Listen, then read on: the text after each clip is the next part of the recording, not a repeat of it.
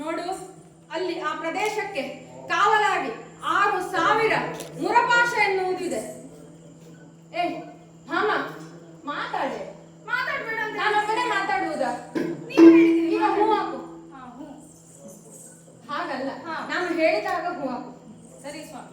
ನೋಡು, ಆ 6,000 ಮುರಪಾಶವನ್ನ ಕತ್ತರಿಸಿ ನಾವು ಒಳಗೆ ಪ್ರವೇಶಿಸಬೇಕು. ಹೌದು. ಅಷ್ಟೇ ಅಲ್ಲ, ಅಲ್ಲಿ ಮುರಕಾಸುರ ಎನ್ನುವನಿದ್ದಾನೆ. ಅವನನ್ನ ಮರ್ದಿಸಿದೆವು ಅಂತಾದರೆ ನರಕಾಸುರನಿಗೆ ಈ ವಿಷಯ ಎನ್ನುವುದು ತಿಳಿಯುತ್ತದೆ. ಹಾಗಾಗಿ ಈಗಲೇ ಮುರಪಾಶವನ್ನ ಪಾಂಚಜನ್ಯವನ್ನು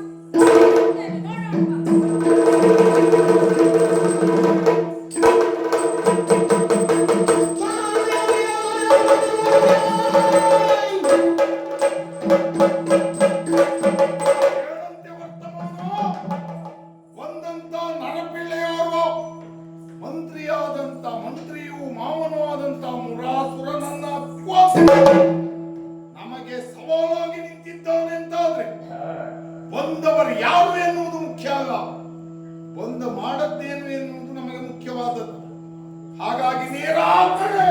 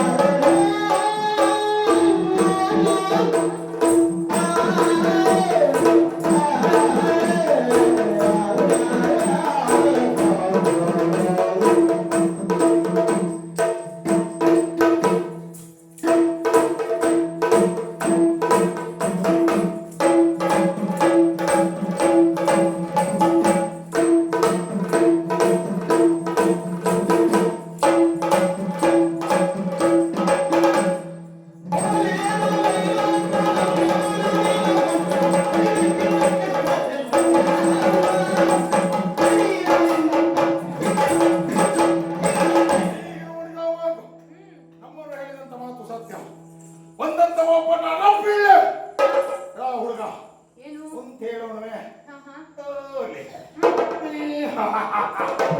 ಅವಳು ಬೆಳಗಿನ ಪಕ್ಕದಲ್ಲಿ ನಿಂತಿದ್ದಾಳೆ. ಹಾ. ತರುಣಿಯ ಜೊತೆಗೂಡಿ ಹ್ಮ್. ಗರುಡನ ಹೆಗಲು ಏರಿ ಬಡಿಲಪ್ಪ. ನಿನ್ನ ವಾಹನ ಹೌದು. ನಿನ್ನದೇನು ವ್ಯಯ ಇಲ್ಲ. ಹಾ, ಹಾ. ವಾಹನದ ಹೊಟ್ಟೆನ ವಾಹನವೇ ತುಂಬಿಸಿಕೊಳ್ತದೆ. ಹೌದಪ್ಪ. ನಮ್ಮ ವಾಹನ ಹಾಗಲ್ಲ. ಹ್ಮ್. ಹೊರಡಬೇಕು ಅಂತ ಹೇಳಿದ್ರೆ ವಾಹನಕ್ಕೆ ವ್ಯವಸ್ಥೆ ನಾವು ಮಾಡಿ. ಹಾ, ಹಾ. ಹ್ಮ್. ನಮ್ದು ಹಾಗಲ್ಲ, ಕರೆದ ತಕ್ಷಣ ಬರ್ತದೆ. ಹೌದಾ? ಹ್ಮ್. ಬಂದಿದ್ದೀಯೋ ಹೌದು. ನಮ್ಮನ್ನು ವಿರೋಧಿಸುವುದಕ್ಕೆ. ಹ್ಮ್. ಏಯ್, ಏನು? ವಿರೋಧಕ್ಕೆ ಕಾರಣ ಮೂರು: ಹ್ಮ್. ಹೆಣ್ಣು, ಹೊನ್ನು, ಮಣ್ಣು. ಹೌದು. ಹಾಗಾದ್ರೆ ನಮ್ಮ ನಿಮ್ಮ ವೈರತ್ವಕ್ಕೆ ಹ್ಮ್. ನಿಮ್ಮ ನಾಡಿನ ಹೆಣ್ಣು ತಂದಿದ್ದೇನೋ, ಇಲ್ಲಪ್ಪ. ನಿಮ್ಮ ಮಣ್ಣನ್ನು ಬಯಸಿದ್ದೇನೋ, ಹ್ಮ್. ನಿಮ್ಮಿಂದ ಹೊನ್ನನ್ನು ಬೇಡಿದ್ದೇನೋ. ಹ್ಮ್. ಯಾವ್ದಕ್ಕೂ ಅಂತ ಹೇಳ್ತಾ ಇದ್ದೆ ಅಂತ ಹೇಳಿ ಇದಕ್ಕೆ ಆ ಅಂತ ಹೇಳಿ ಬಂದದ್ದು ಯಾಕೆ ನೀನು? ಉಂಟಪ್ಪ. ನೋಡು, ಉಂಟಪ್ಪ ಇಲ್ಲ, ಹ್ಮ್. ಉಂಟಪ್ಪನೂ ಇಲ್ಲ, ಗುಂಟಪ್ಪನೂ ಇಲ್ಲ. ಮತ್ತೆ? ಬಂದದ್ದಕ್ಕೆ ಹ್ಮ್. ಸುಮ್ಮನೆ ಹ್ಮ್. ಪ್ರಯೋಜನ ಆಗಲಿಕ್ಕಿಲ್ಲ. ಹಾ, ಹಾ. ಹಾಗಾಗಿ ಹಾಗಾಗಿ ಹೋಗು. ಬಂದದ್ದು ನೀವೇ, ಹೋಗೋರು ನೀವೇ. ನೀನು ಹೋಗು ಅಂತ ಹೇಳುವವರು ನಾವು. ನರಕಾಸುರ. ನಮ್ಮ ಪರಿಚಯ. ಹಾ.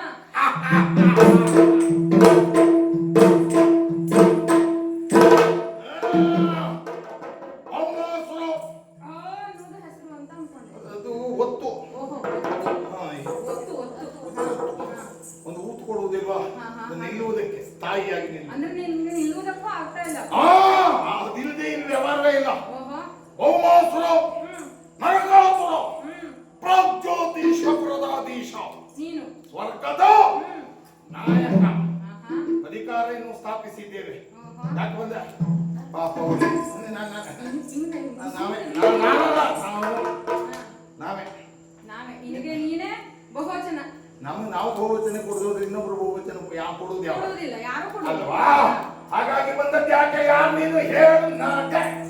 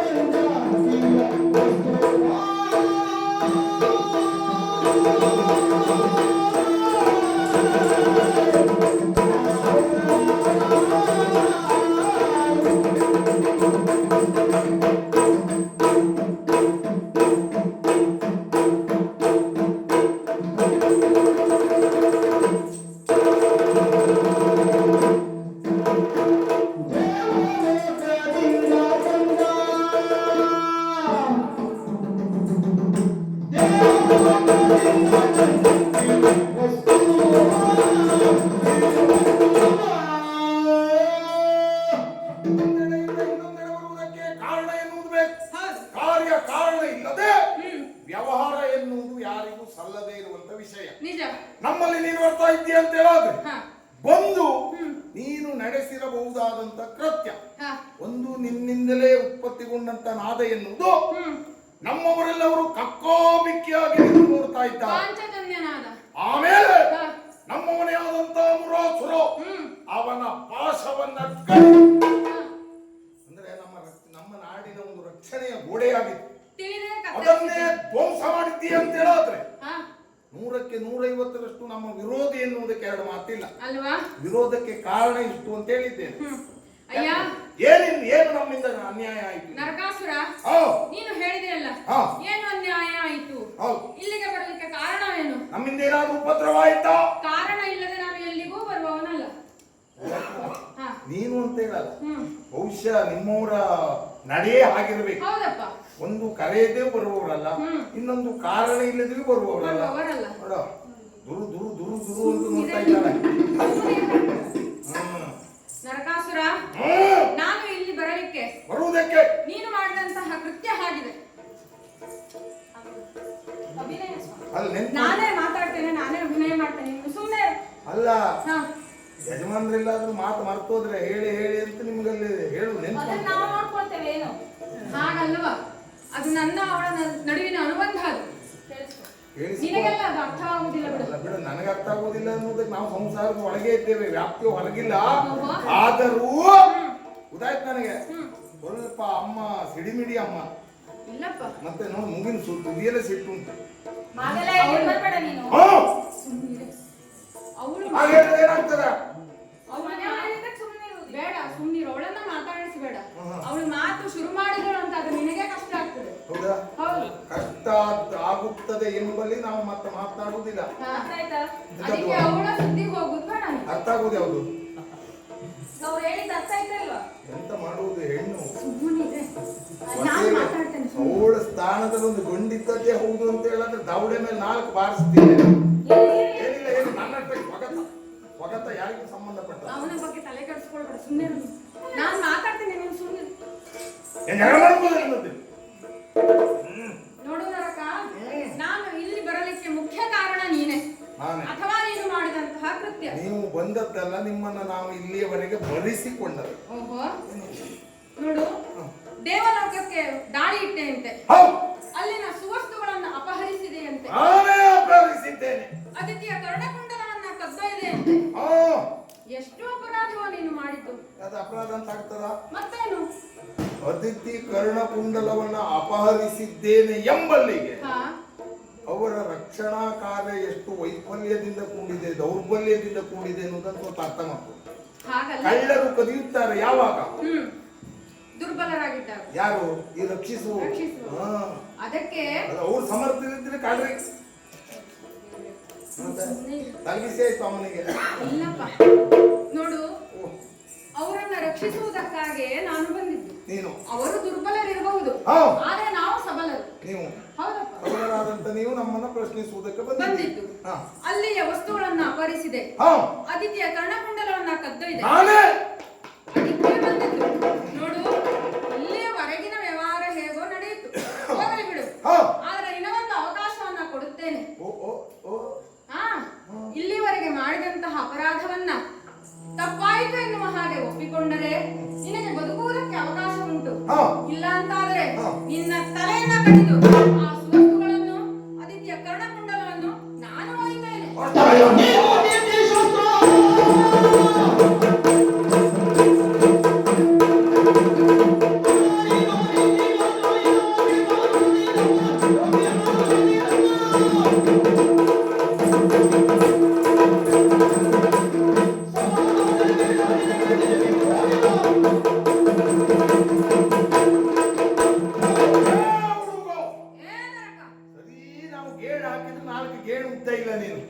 ಎಷ್ಟು ಮಾತನಾಡ್ತಾ ಇದ್ದೆ? ಆಕಾರ ಎನ್ನುವುದು ಲೆಕ್ಕವಲ್ಲಪ್ಪ, ಸಾಮರ್ಥ್ಯ ಎನ್ನುವುದು ಲೆಕ್ಕ. ಸಾಮರ್ಥ್ಯ ನಮ್ಮ ಸಂಬಂಧವಾಗಿ ನೀನು ತಿಳಿದುಕೊಂಡದ್ದು ಬಹಳ ಕಡಿಮೆ ಆಯಿತು.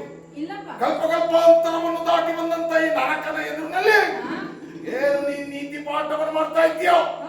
ನಾವು ತಿದ್ದುಕೊಳ್ಳುವುದಕ್ಕೆ ಅವಕಾಶ ನಮಗೆ ಅವಕಾಶ ಕೊಡುವವನ.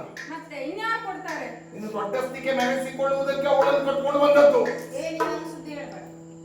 ನಿನಗೆ ಮೊದಲೇ ಹೇಳಿದ್ದೇನೆ, ಅವಳ ಸುದ್ದಿಗೆ ಹೋಗ್ಬೇಡ, ನಿನಗೆ ಕಷ್ಟ ಆಗ್ತದೆ ಎನ್ನುವ ಈಗ ಹಾಗೆ. ದೊರಕಿಸಿಕೊಡುತ್ತೇನೆ ಎನ್ನುವುದಾಗಿ ಆಶ್ವಾಸನೆ ಕೊಟ್ಟವರು ಯಾರು? ನೀನು. ಹೌದು, ಕೊಡಬೇಕಾದವ ನಾನು. ಕೊಡಲೇಬೇಕು. ಅದು ನಿರ್ಣಯ ಆಗುವುದು ಯಾವಾಗ? ಕೊಡಲೇ. ಆ!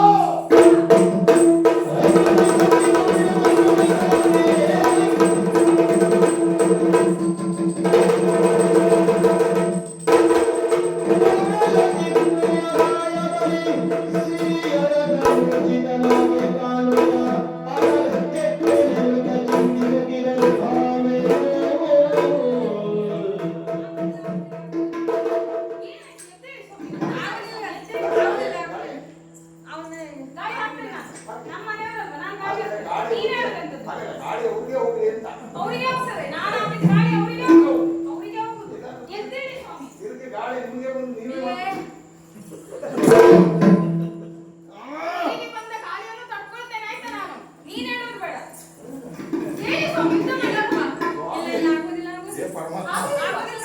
ಈ ಬಂದ ಸ್ಥಳದಲ್ಲಿ ಇಷ್ಟು ಅಧಿಕ ಪ್ರಸಂಗ ಇವರು ಮನೆಯಲ್ಲಿ ಇನ್ನೆಷ್ಟ ಪಾಪ ಬಂದ ಪರಿಸ್ಥಿತಿ ಬಹಳ ಇದು ಕಷ್ಟ. ಯಾಕೆ ಸ್ವಾಮಿ ಇದೆಲ್ಲ? ಬಹಳ ಗಂಡ. ಏ ಬಿಡೆ, ಅವ್ನು ಏನಾದ್ರು ಹೇಳ್ತಾನೆ. ನೀವೇ ಹೇಳಿ. ಆ! ಏನಾದ್ರು ಹೇಳ್ತಾನ? ಅವ್ನು ಏನಾದ್ರು ಹೇಳ್ತಾನೆ. ಏನಿದು? ನಾನು ಯುದ್ಧ ಮಾಡ್ತೇನೆ, ಅಪ್ಪಣೆ ಕೊಡಿ. ಆಯ್ತು. ಏನ್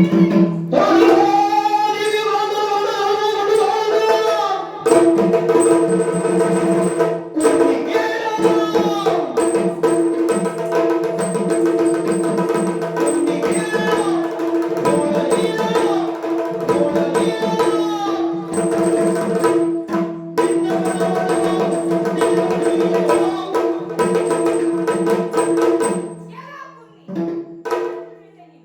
ನಮ್ಮ ಊರನ್ನ ಸೋಲಿಸಿ ಯುದ್ಧ ಆಯ್ತು ಅಂತ ಹೇಳಿದೆ ನೀನು. ಸರಿ ಹೇಳು, ಸರಿ ಹೇಳು. ಸರಿ ಹೇಳು. ಸರಿ ಹೇಳು ಅವ್ನಿಗೆ. ನನಗೆ ಹಾ. ಏನಂತ ಹೇಳಿದ್ರಿ ನೀವು? ಕುಂದಿ ನೀನು. ಸರಿ ಆಯ್ತು, ಸರಿ ಆಯ್ತು. ನಮ್ಮವರೊಡನೆ ಯುದ್ಧ ಗೆದ್ದೆ. ನೀವು ನನ್ನ- ನಮ್ಮವರು ಮೂರ್ಛಿತರಾಗಿದ್ದಾರೆ ಅಂತ ತಿಳಿಸಿದ್ಯಾ ನೀನು? ನೀವು ನನ್ನನ್ನು ಕುನ್ನಿ ಅಂತ ಕರೆದ್ರ? ಹೌದು. ಕುನ್ನಿ ಅಂದ್ರೆ ಎರಡು ಅರ್ಥ ಅಮ್ಮ. ಹ್ಮ್. ಒಂದು ಕೂಸು ಅಂತ ಹೇಳಲು ಆಗ್ತದೆ, ಇನ್ನೊಂದು ಶ್ವಾನ ಅಂತ ಹೇಳಿಯೂ ಆಗ್ತದೆ. ಶ್ವಾನ ಎಂಬ ಅರ್ಥದಲ್ಲಿ ಹೇಳಿದ್ರು. ಬಹಳ ಸಂತೋಷ ಆಯ್ತು ನನಗೆ. ಸಂತೋಷ ಆಯ್ತಾ? ಹುಲಿ ಅಂತ ಇಲ್ಲಿಯ ಹೇಳಿ. ಮರ್ಯಾದೆ ಸತ್ತವನ. ಇಲ್ಲಪ್ಪ, ಬೈತಾ ಇದ್ದೆ ನಾನು. ಇಲ್ಲ. ಏನು? ಎಲ್ಲಿಯಾದ್ರೂ ಹುಲಿ ಅಂತ ನಿಮ್ಮ ಬಾಯಿಂದ ಬಂದದ್ದೇ ಹೌದು ಅಂತ ಹೇಳಾದ್ರೆ ಸಂತಾಪ ಆಗ್ತಾ ಇತ್ತು. ಆಹಾ, ಯಾಕೆ? ಶ್ವಾನ ಎನ್ನುವುದು ನಿಯತ್ತಿನ ಪ್ರಾಣಿ. ಹ್ಮ್. ಮನೆಯ ಯಜಮಾನ ಹೋದವ ಹಿಂತಿರುಗಿ ಬರಲಿ ಎನ್ನುವ ನಿರೀಕ್ಷೆಯಲ್ಲಿರುವುದು ನಾಯಿ, ಓಹೋ. ಹುಲಿ ಅಲ್ಲ. ಸರಿ. ಆದ್ದರಿಂದ ನಿಮ್ಮ ಬಾಯಿ ಹಾಗಾದ್ರೆ ನಿನಗೆ ಸಂತೋಷ ಆಗುತ್ತಲ್ಲ? ಸಂತೋಷ ಆಯ್ತು. ಕೇಳಲ್ಲ ಅಂತ ಹೇಳಿದ್ರಲ್ಲ, ಹ್ಮ್. ನೀವು ಹೇಳಲಿಕ್ಕೇನುಂಟು, ನಾನು ಕೇಳಲಿಕ್ಕೇನು ಹೇಳ್ತೇನೆ ಕೇಳು. ಹೇಳುವ. ನಮ್ಮವರು ಯುದ್ಧದಲ್ಲಿ ಮೂರ್ಛಿತರಾಗಿದ್ದಾರೆ ಅಂತ. ಎಲ್ಲ- ಯುದ್ಧ ಮುಗೀತು ಅಂತ ಹೇಳಿದ್ದೇನೆ. ಯಜಮಾನ್ರ ಕೈ ಸೋಲು ಅಂತ ಹೇಳಿದ್ರೆ ಅಂತಿಂತದ್ದಲ್ಲ ಇವತ್ತು. ಬಿಡ್ಬೇಡ, ಅವ್ನು ಬಿಡ್ಬೇಡ. ಹಾಗೆ ತಿಳಿಯೋದು ಬೇಡ ನೀನು. ಇದು ಕ್ಷತ್ರಿಯ ಹೆಂಗಿದ್ದೇನೆ, ನಾನು ಯುದ್ಧ ಮಾಡ್ತೇನೆ ಇದರಲ್ಲಿ. ಯಾರು? ನಾನು. ನೀವು.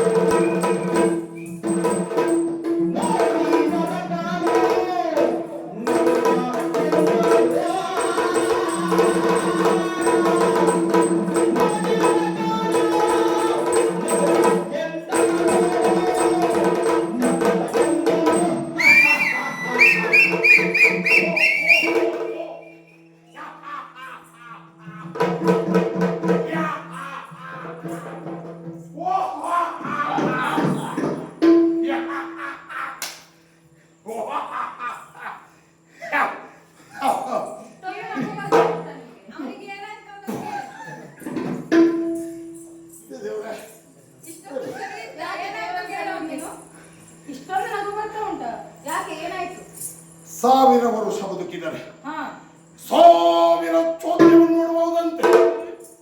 ಇದು ಪ್ರಪಂಚದ ಎಷ್ಟನೇ ಅದ್ಭುತ ಧರ್ಮ ಒಂದು ಗೊತ್ತಿಲ್ಲ. ನೀನೇ ಹೇಳ್ಬೇಕು. ಆಗುವುದಿಲ್ಲ. ಯಾಕೆ? ಹೆಣ್ಣು ಎನ್ನುವುದಾಗಿ ಅಯ್ಯಪ್ಪ.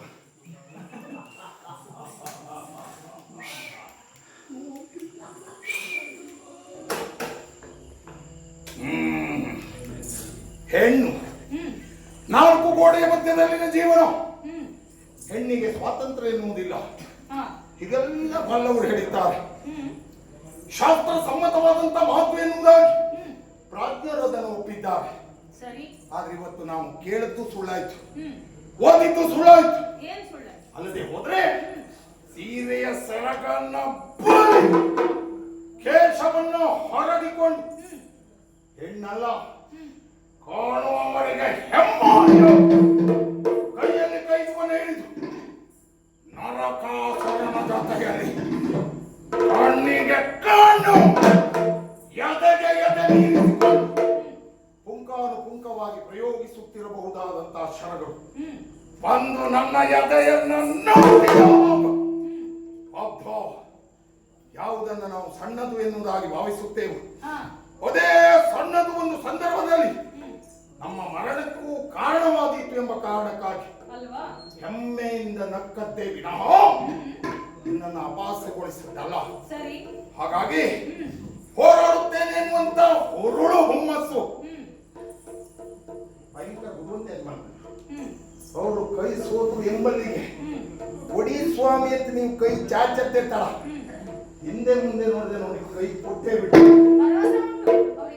ರಕ್ತಗತವಾಗಿ ರೂಢಿಸಿಕೊಂಡು ಬಂದಿರಬಹುದಾದಂತ ಯಜಮಾನಿಕೆಯ ಲಕ್ಷಣ. ಸೂತ್ರಧಾರಿಕೆ ಕುಟುಂಬದವರು ಅವರಿಗೆಲ್ಲ ಇದು ಅವ್ರ ವಿಶೇಷ ಅಲ್ಲ, ಅವರ ಅಪ್ಪಯ್ಯ ವಿಶೇಷ. ಯಾಕೆಂದ್ರೆ ಸುತ ಹೃದಯಿಸುವುದು ಪಿತಗಳಿಸಿದ ಕೆಲ ಪುಣ್ಯದಿಂದ. ಹೌದು, ನಿಜ. ಒಂದು ಅಂಶ ಹೆಚ್ಚು ಕಡಿಮೆ ಮಾಡುತ್ತೆ ಆ ಬ್ರಾಹ್ಮಣ ಎಲ್ಲ ಹೂ ಹಾಕುವುದೇ ಯಾವುದು ಈ ಪ್ರಪಂಚದಲ್ಲಿ ನಾವು ಅಸಂಬದ್ಧ ಅಂತ ತಿಳಿತೇವುದು ಅಸಂಬದ್ಧ. ಅಸಂಬದ್ಧವೂ ಸುಸಂಬದ್ಧವಾಗಿ ನಾವು ಕೊಡುವುದಕ್ಕೆ ಸಾಧ್ಯತೆ ಉಂಟು. ಹೆಣೆ ಸೋನೆ ಮತ್ತೆ ಅಧಿಕ ಅದಟುತನವನ್ನು ಮೆರೆಸುವುದಕ್ಕೆ ಬರಬೇಡ. ಯಾಕೆಂದ್ರೆ ಎಷ್ಟೇ ಶೌರ್ಯವನ್ನ ಪ್ರಕಟಿಸಿದರೂ ಅವಲೇ ಸ್ಥಾನದಲ್ಲಿದ್ದವಳು ನೀನು. 3 ವರ್ಷ ಅಲ್ಲ 30 ವರ್ಷ ತಪಸ್ ಮಾಡಿದ್ರು 3 ಕೆಳಗೆ ಮೀಸೆ ಹುಟ್ಟುವುದಿಲ್ಲ. ಆ ಜಾತಿ ನೀವು. ಇದೇನು ಕುಡಿಯುವ ಪಾನೀಯದಲ್ಲಿ ಕಸ ಸೂಸುವುದಕ್ಕಿದ್ದದ್ದಲ್ಲ, ಪೌರುಷದ ಪತಾಕೆ.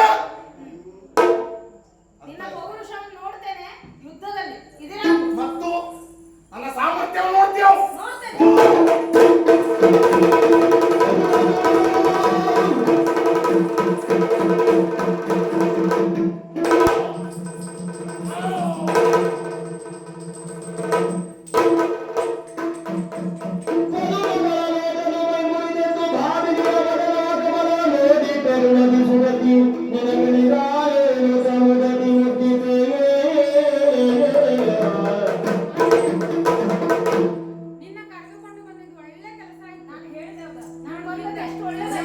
ಒಳ್ಳೆ ಸಾಹಸಿ ನೀನು. ಪ್ರಶ್ನೆ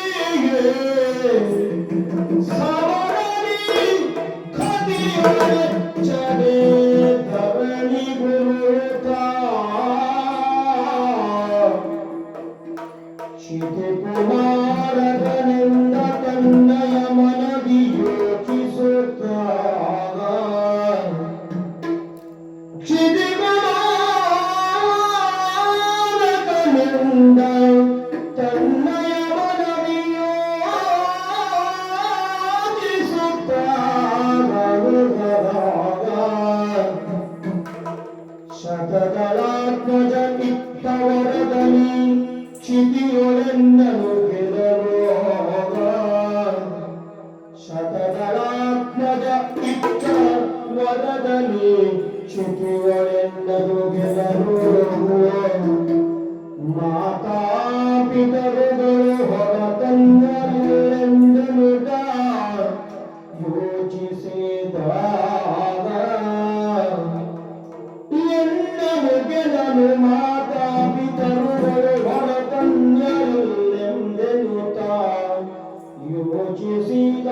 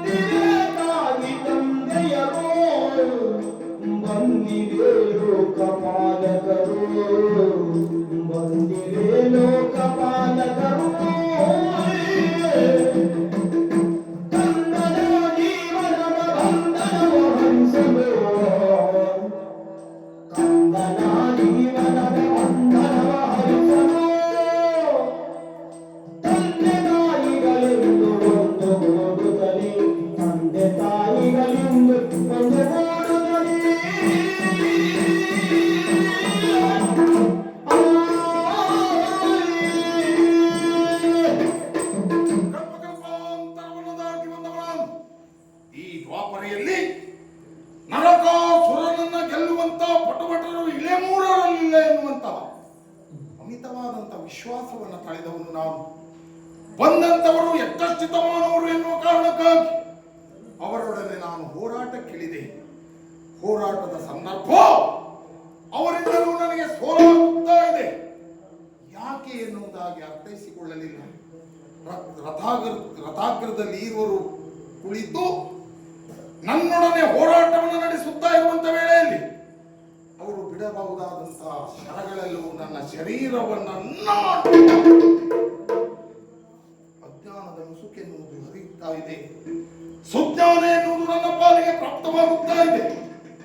ವಿಧಾತನಿತ್ತ ಬರಬೇಕು. ತಂದೆ ತಾಯಂದಿರು ಜೊತೆಗೂಡಿ ಹೋರಾಟವನ್ನು ನಡೆಸಿದ ವೇಳೆಯಲ್ಲಿ ನಿನ್ನ ಪಾಲಿಗೆ ಮರಣ ಎನ್ನುವುದಾಗಿ ತಂದೆ ತಾಯಂದಿರು ನನ್ನ ಸಮ್ಮುಖದಲ್ಲಿ ಬರುವುದಕ್ಕೆ ಸಾಧ್ಯ ಇಲ್ಲ ಅಂತ ನಾನು ಭಾವಿಸಿದವ. ಆದರೆ ಇವತ್ತು ಬಂದಿದ್ದಾರೆ. ಯಾಕೆಂದ್ರೆ ಅರ್ಥ ಆಯ್ತು ನನಗೆ. ಮೊದಲೇ ಹೇಳಿದ ಪ್ರಕಾರವಾಗಿ ನಿನ್ನ ದೋಷಗಳನ್ನ ನೀನು ತಿದ್ದಿಕೊಳ್ಳುತ್ತೀಯ ಅಂತ ಹೇಳಾದ್ರೆ ಮತ್ತೆ ಮುಂದೆ ಬದುಕುವುದಕ್ಕೆ ಅವಕಾಶವನ್ನು ಕಲ್ಪಿಸಿಕೊಡುತ್ತೇನೆ ಎನ್ನುವುದಾಗಿ ಮಗನ ದೋಷಪೂರಿತವಾದಂತ ಜೀವನವನ್ನು ನೋಡಿದರು. ಯಾತನಾಮಯವಾದಂತ ಬದುಕನ್ನು ಕಂಡು ಯಾತನೆಯಲ್ಲಿ ಮುಳುಗುತ್ತಿರಬಹುದಾದಂತ ನನ್ನನ್ನ ಎಬ್ಬಿಸುವುದಕ್ಕೆ ಬಂದವರು ನನ್ನ ತಂದೆ ತಾಯಿಯರನ್ನ ಕಂಡಾಗ ಆನಂದ ಬಾಷ್ಪಗಳನ್ನು ಸುರಿಸುವ ಕಣ್ಣುಗಳಿಂದ ಕ್ರೋಧಾವೇಶಗಳನ್ನು ಪ್ರಕಟಪಡಿಸಿದೆ. ಯಾವ ಕೈಯವರ ಸಮ್ಮುಖದಲ್ಲಿ ಕರ ಜೋಡಿಸಿ ನಿಲ್ಲಬೇಕಿತ್ತು ಅದೇ ಕರದಿಂದ ಹೋರಾಟ ಮಾಡುವುದಕ್ಕೆ ಮುಂದಾದ. ಯಾವ ಮಾತುಗಳಿಂದ ಅವರನ್ನು ನಾನು ಧ್ಯಾನಿಸಬೇಕಿತ್ತು ಅಂತವರ ಸಂಬಂಧವಾಗಿ ನಿಕೃಷ್ಟವಾದಂತ ಮಾತುಗಳನ್ನಾಡಿದೆ. ಕಾಯ ವಾಚ ಮನಸಾಪೂರ್ವಕವಾಗಿ ನಾನೊಬ್ಬ ದೋಷಿಗನಾದೆ ಎನ್ನುವುದಕ್ಕೆ ಅನುಮಾನವೇ ಇಲ್ಲ. ಕೇವಲ ನನ್ನ ತಂದೆ ತಾಯಂದಿರಲ್ಲ, ಇವರು ಲೋಕಪಾಲಕರು. ಅಪ್ಪ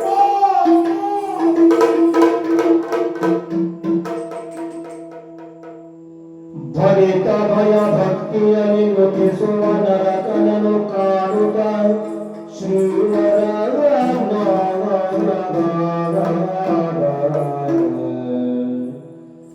ತರುಣಿ ಭಾಮಾದೇವಿ ಕೈ ತಂದು ಹತ್ತಿರಕ್ಕೆ ಕರುಣದಿಂದಾತನ ತನುಗ ಕಡವಣಿಸುತ್ತೆಂದನು.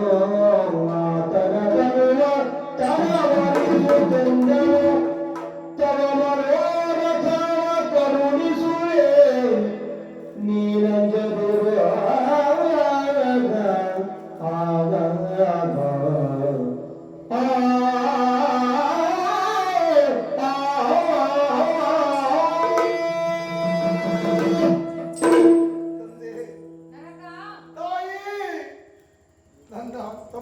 ಕ್ಷಮಿಸಬೇಕು.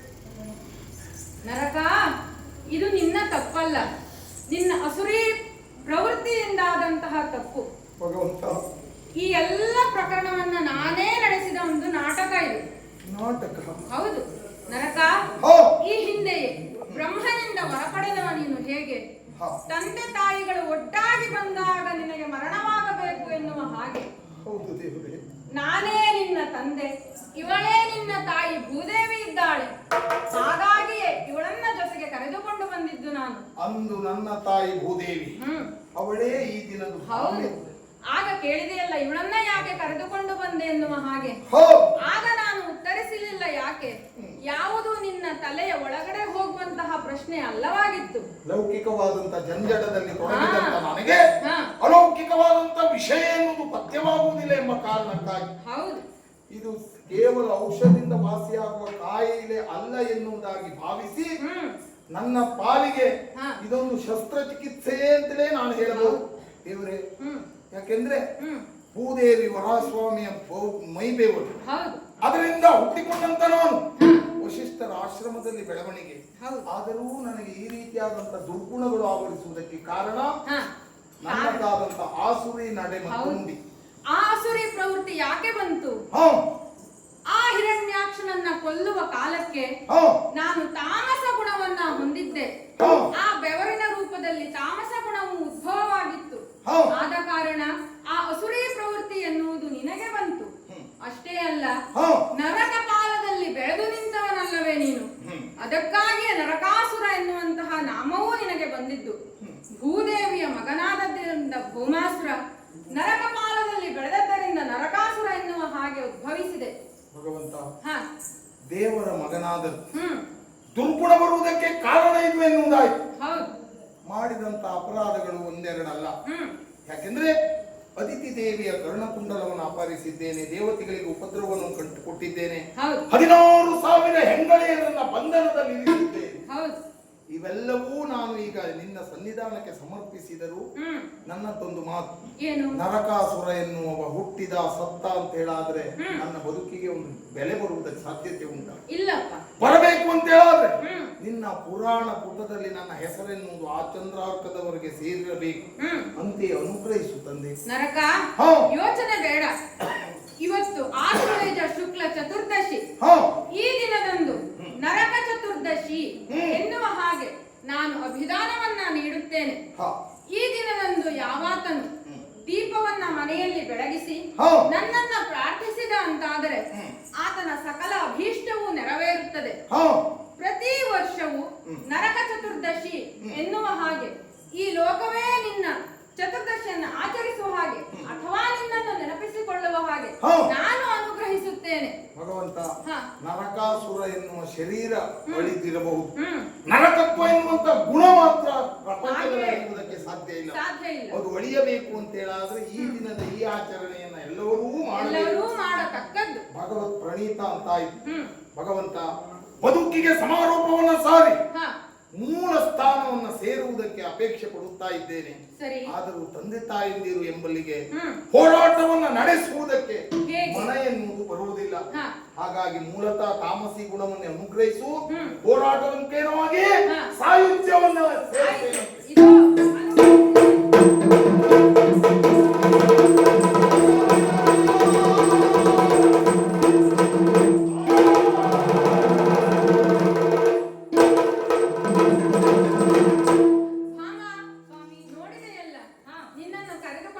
ಕಳೆದುಕೊಂಡು ಬಂದ ಕಾರಣ ಏನು ಎನ್ನುವುದು ಹಾಗೆ. ಭಾಮ, ನೀನೇ ಸ್ವತಃ ಭೂದೇವಿ ಇದ್ದೀಯ. ನಿನಗೆ ಹೇಳಿದರೆ ನೀನು ನಾನು ಬರುವುದಿಲ್ಲ ಸ್ವಾಮಿ ಎಂದು ಕುಳಿತುಕೊಳ್ಳುವವಳು ನೀನು. ಹಾಗಾಗಿಯೇ ನಿನಗೆ ಯಾವ ವಿಷಯವನ್ನು ಅರುಹದೆ ಇಲ್ಲಿಯವರೆಗಾಗಿ ಕರೆದುಕೊಂಡು ಬಂದೆ ಭಾಮ. ಮತ್ತೆ ಒಳ್ಳೆಯದಾಯ್ತಲ್ಲ ಸ್ವಾಮಿ, ನರಕಾಸುರ ಎನ್ನುವ ದಾನವ ಅಳಿದು ಹೋಗಿದ್ದಾನೆ.